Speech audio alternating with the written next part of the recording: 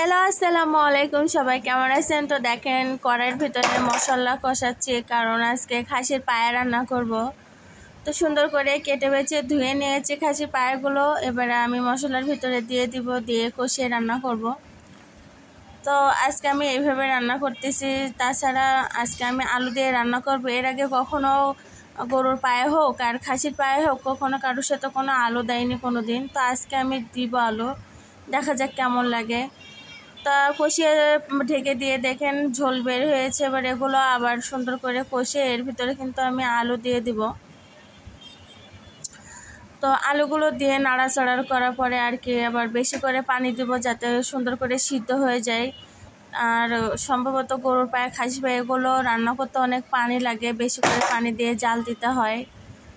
তবে আমি যে আলু দিয়ে রান্না করেছি তো একটুও ভালো লাগে না। আপনারা কখনো ট্রাই করবেন না আলু দিয়ে, কারণ যে কোনো গরুর পায়ে হোক খাসির পায়ে হোক আলু দিলে ভালো লাগে না, পুরো টেস্টটাই নষ্ট হয়ে যায়। তো এই যে অবশেষে আমার রান্না ডান। তা কেমন হয়েছে রান্নাটা সবাই কিন্তু কমেন্ট করে জানাবেন।